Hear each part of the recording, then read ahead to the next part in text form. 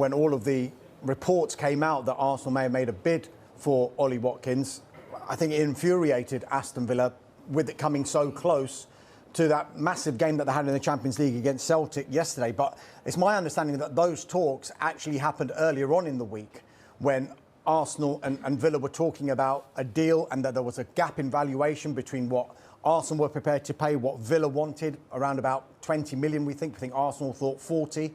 We think Villa wanted about 60 million. And then interestingly, I don't know if you saw Unai Emery after the game against Celtic. In his news conference, he was asked a question about Watkins, and he said this, he said, I don't want him to leave, but it is good news to have offers from other clubs. We want to keep our sporting objective through the players we have in the squad. So he didn't outright say Ollie Watkins is not for sale.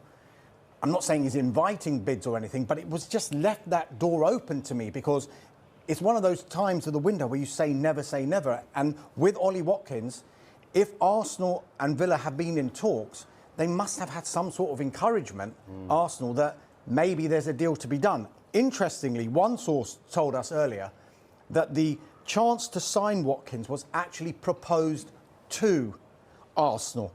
And as I mentioned before, they thought 40, Villa were thinking 60. And the feeling is that if any potential deal can be done, it would require Aston Villa to reduce that valuation. But clearly, as I said at the top, Villa don't want to lose Ollie Watkins and John Duran in the same transfer window. Jamie, they can't lose their two number nines. I don't see that happening. But what it's maybe done from a negotiational point of view is it's made Al Nassr spend a lot more money, because they're pretty well, we got to act quickly because they've made a bid, and one or the other was going to go. I don't see them both. Although obviously I heard you talking about money does talk, but I just feel that can't, that certainly can't happen. I felt that. I feel a little bit of sympathy for John at Aston Villa, because he's up against a top striker. It's very difficult to sort of get someone like Ollie Watkins out of the team. He scores, he assists, he's a very important player to them. And obviously everyone's going to have a view on him going, but it wouldn't be for me. I wouldn't have, at that age, wouldn't wanted to go. But I totally get it. If for him it was going to change his family's life, he's going to earn vast amounts of money in 3 or 4 years' time. He could always come back to the Premier League. It's very easy for people to judge on these situations and say he shouldn't do this, he shouldn't go to another league. But financially, he's going to secure not just his, all his family, from where he's from, and make their lives so much better. So it's very easy to judge in these situations. The money that we're probably talking, as you guys know, is astronomical. And Chief reporter money is. Yeah, is that the chief? Oh, yeah. But it's a shame, because you just feel that there's so much that he can do in this league. But he's also, like you say, he's going to go and play with work with Ronaldo, and it's a big opportunity. If you would have said to me last week this would be a possibility, I'd have said absolutely no chance. I could have maybe seen it at another club, maybe seen it at West Ham or even an Arsenal, but I didn't see him going. I wonder if this is Cristiano Ronaldo flexing his muscles a little bit, because he big muscles. Yeah, because he plays for Al Nassr, and Al Nassr are one of the top 4 clubs in Saudi Arabia, but they haven't been winning titles. No. The titles have been going to Al Hilal, Al Ittihad. They're third at the moment. They're 5 points behind the leaders. And I wonder if Cristiano Ronaldo, who's 40 next week, has just been saying to the owners of Al Nassr, look, come on, we've got to make some big signings. You've got to help me out, because I want to win some more trophies before I retire, which is why they're going in for players like John Duran and also Mitoma at Brighton. So certainly,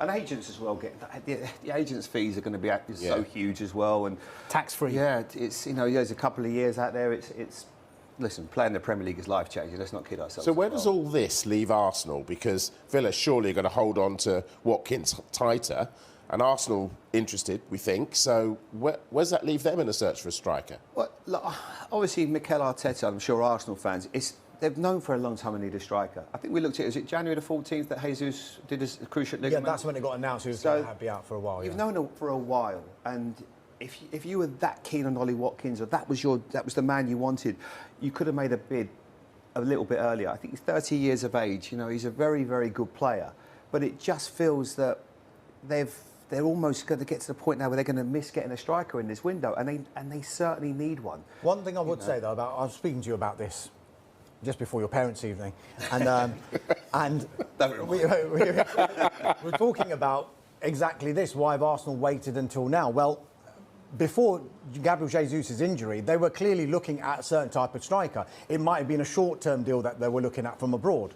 When this injury happens and he's out for that length of time, Arsenal's tack changed slightly to, right, we might need a full replacement here, we might need to do a permanent deal here. So it's not just a case of, right, just go and get someone. They have to do their due diligence again, all over again. And it might have taken them a week and a half, 2 weeks to decide, right, these are the players that we want, these are the targets that we're going to go for.